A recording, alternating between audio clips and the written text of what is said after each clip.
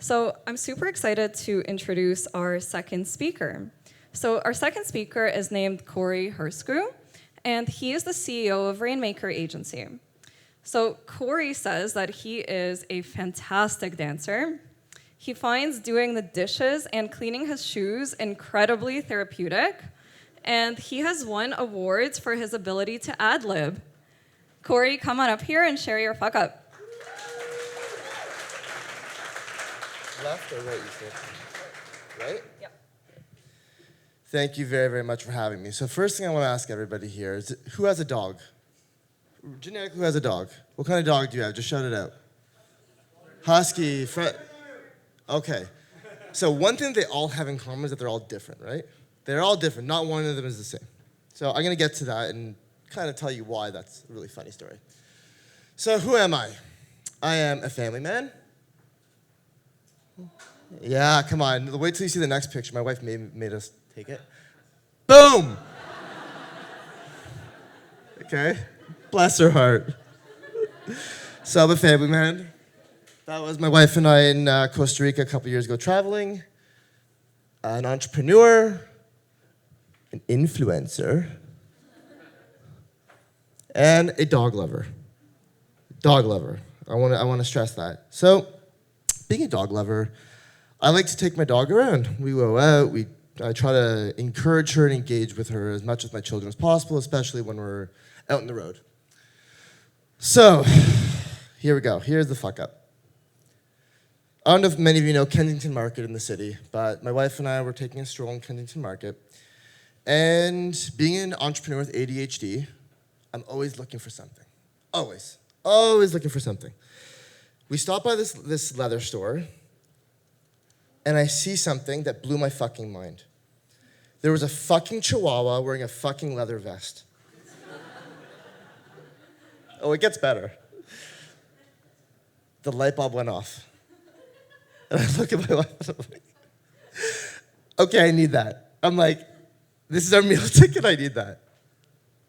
So I walked in, and I said to the guy, what is that? What is it? He says, oh, my dog. I'm like, I want you to make one for my dog too. So my sprawling 30-pound French bulldog, we get her measured up, and he made her a vest. And I'm telling you guys, like, wait, when you see it now, you're gonna see why I thought it was the best idea in the world. Okay? So, look at that motherfucker. I don't know what's better, the vest or her confident pose with the vest on. So I thought this was the best idea in the world, and I said to my wife, this is the $1 million idea, this is the fucking meal ticket, this is what's gonna this is it. So, what do you do when you wanna launch something? You launch a fucking website. As you can see, it is scrubbed so far off the internet, you have no idea. So this is what happens, you go to Canine Leather, I can explain the story, but yes, it was called Canine Leather. So, I had a website, and I thought to myself, websites are great, but if nobody knows about it, how are you gonna get people there? So what do? You take to social media. Being this guy who's always all over the place, I happened to know back then, an old friend of mine, Elliot Tabele, who ran Fuck Jerry. And I reached out to him, I said, I really, really wanna launch this. And at that time, he was like diversifying between Fuck Jerry and Beige Cardigan and trying to figure out the placing. And he says, do me a favor, dude, I won't charge you much. Start an Instagram account doing dog memes, and I'll pump it, I'll share it, I'll like the stuff to help you grow organically. Guys, fucking dog memes. So I said, okay. And I started making some dog memes, and I really started putting some fucking creativity into making dog memes. Remember, ADHD, so I'm saying, like, I'm past the vest already, now I'm like, okay, I gotta make dog memes. So I made one that did really well. When life throws you a curveball, but you hit a home run anyway. And he picked it up, and that's how it proves that he did pick it up, and it took off, and I got it up there pretty well until it got taken down for copyright infringement. Whole other story, whole other narrative entirely. Okay? But you know what they were all doing for me, these Instagram posts? See what's in that cash register? Nothing. Nothing. And this is before even the swipe up to action, whatever. Nothing happened. Okay.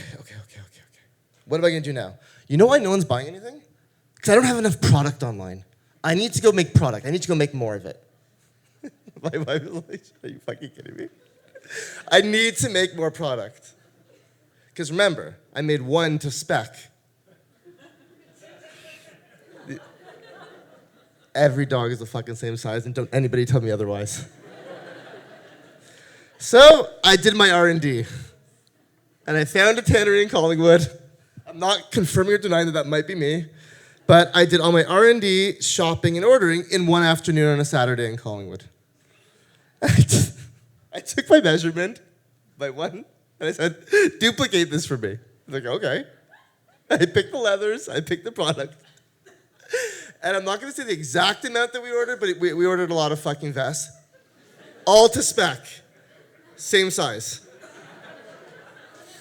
So I put them online for sale. And what did I learn? Amongst many things. So I learned, A, that no one gave a shit about that product. But I learned that I had to move on. There was no money. So I'm like, you know what? I'm going to be a mensch. Humane society needs free things. So confidence in one hand, bag full of vests in the other. I walk into Humane Society, I'm like, I would love to make a donation. They're like, sir, what is it? I'm like, it's a leather dog vest for your dogs. They're like, okay, so can you just take them in? I took them out and showed them, and they're like, they're all the same size. I'm like, yeah, obviously. Like, she's like, but sir, there's no French bulldogs here. And I'm like, okay, so what you're telling me is you don't want them. And she says, what I'm telling you is that I don't want them. Okay, not done yet. I'm still tenacious. Wait till you hear this story. So I thought to myself, I need to figure out how to display them properly so that I can bring them into retail stores and see maybe if I can do something on consignment. I gotta move these fucking products. I really need to move a product. So I go to her, and she's another fellow Jewish woman, and I walked up to her, she's like, you know what? I respect the hustle. Bring the doll. It kind of looked like that in the window, except it was wearing a really ugly leather vest. And for months, I'm going in there saying, how's it going? Nothing. I'm like, how much are you pricing it for? She says, well, we started off at $89. No, I don't even want to tell you the cost, my hard cost. She says to me, Corey, I'm sorry. Like, I'm trying here so hard. I'm like, you know what? It's fine. Let's give it a couple more weeks. She sends me a text. So I have some good news and I have some bad news. We made the first sale because somebody saw it in here and liked it. I'm like, oh my God, this is it. Broke the ice. I didn't even have a chance to go 24 hours later. So the person came back with it. Apparently, I forgot to mention that it only fits a 32-pound French bulldog, and she had a Great Dane. So I went from +1 back down to, still same place. So I packed up my confidence. I said, you know what, guys? I have to let this go. I need to let this go. So what is the next logical thing that I would do? Other than accepting that there was no money to be made in this goddamn fucking industry. I didn't necessarily burn them, but I didn't not burn them either. So I'm trying to show you kind of like a dramatic depiction of what went on, and I still regret nothing about it. I regret absolutely nothing. So, looking back, dumpster fires aside, I realized something very important. I am not a product person. I am a service person. Guys, I can launch anything for anyone, but don't you dare ask me to fucking maintain it. Oh, she's so fucking gorgeous. Look at her. What other learnings did I have from this monstrosity? Guys, there was a lot of money that was spent, and I will never disclose it because I will just never disclose it. Nope, not happening. I was very, very distracted at work. So I'm a publicist, and of course, ADHD, I think I can do 15 things at once. I've proved that I can't. And of course, tension at home, money. It was emotional for me, emotional for the wife and family. So it made me learn something. It doesn't matter what kind of business you're trying to launch, do your fucking research. Don't be Corey. Do your research. Get to know your target and make sure they care about what you're hawking. In my case, if I had done this, I would learn that there's no actual fucking market for a leather dog vest, and arguably, I would have learned that there's more than one size of dog. Can I tell you that failure is the biggest thing that has been my biggest growth in my life? I've failed a lot. I've succeeded a lot. Failure is very wonderful and it's great. It just, a lot of times our egos don't let us embrace it. We're scared to accept when something isn't working because we were like, we have to fix it, we have to fix it. Sometimes it's okay not to fix it. I learned that no amount of ego can ever make a bad product good, and I finally accepted that my leather dog vests are not good. And I wanted to bring one in, and so help me if I had found one in my house. That would have been a different argument. And the only thing better than failure is the moving on. You have to know when to fold them, and nobody's ever going to fault you for doing it. You always have to be learning, evolving, and growing. Or in my case, dumpster fires of leather. Thank you.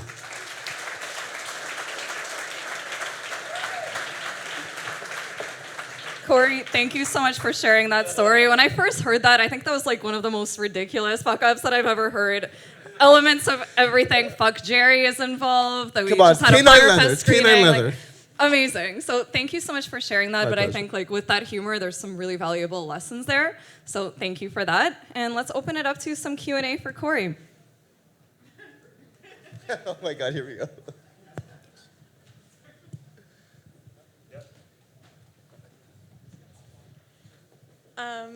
Hi. Okay. I work in like SEO stuff, so I'm curious about the name. Did anybody think the leather was made of dog? I'm happy you asked this question.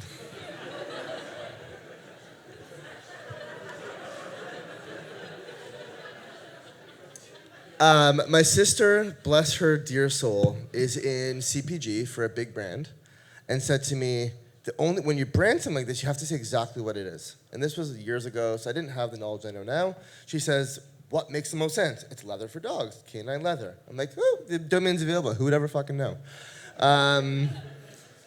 If you understood the fucking trolling that I had, especially on Instagram. So this was 5 years ago.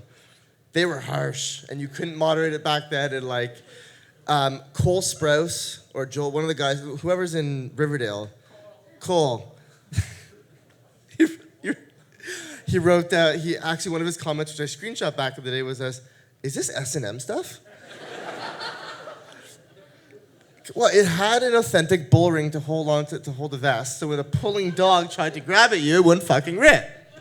So I can understand the confusion, but no, it wasn't for S&M.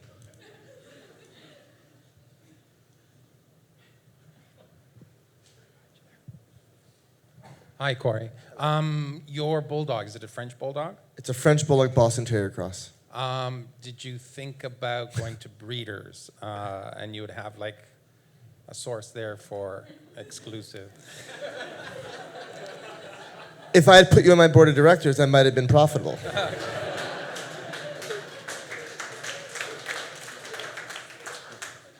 I thought. Listen, do you mind if I try it again? No? Okay. No. The answer is no.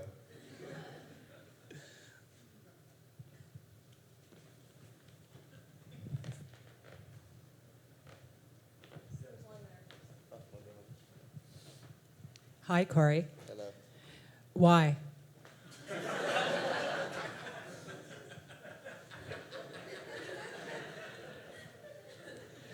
When left untamed, ADHD is a very dangerous thing. You have little spurts of focus, and those little spurts of focus, if not focused properly, can also be very dangerous. So the why is that a long time ago, before I discovered cannabis as a form of medication, I wasn't able to focus myself properly, and I made a lot of very impulsive decisions, and canine leather was a very impulsive decision. So the answer to why is that I was too scared of the FOMO of why not to do it. So I did the why.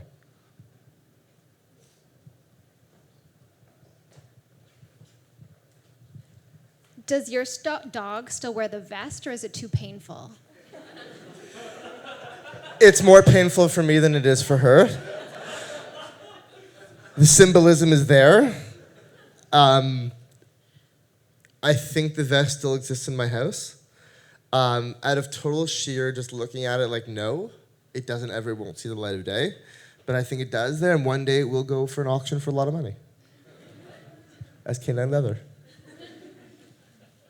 Okay, we're gonna do 2 more questions. Hi, how are you? My question is like, did you share your idea with someone, and what was his or her answer? Because I shared my idea. Okay, so yes, I did share my idea with a few people because I thought it was so good I was really scared to. I thought that if I told somebody, they would copy it.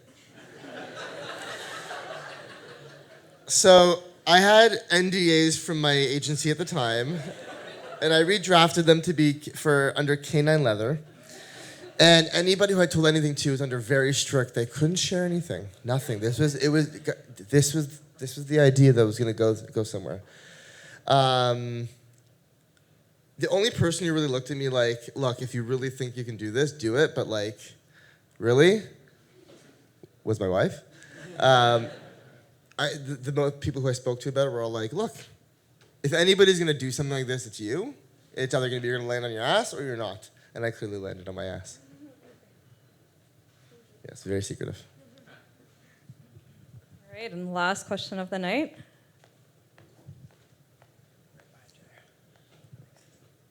Hey man. So how did this fuck up what did it teach you in your current job? Like, how did it help you in your current job? That's a very, very good question. I do not act on emotion nearly as much as I used to. I know now, especially through my evolution of being a business owner and now again, switching off opioids, using cannabis now as a form of managing my anxiety, I'm able to not allow triggers define my response.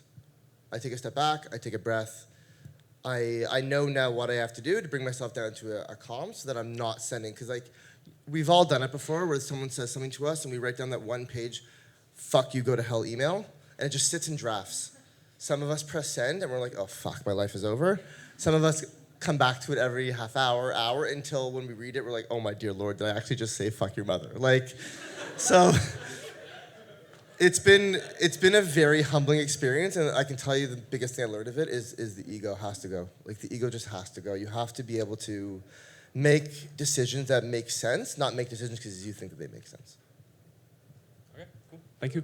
Awesome, that's great advice. Thank you, Corey.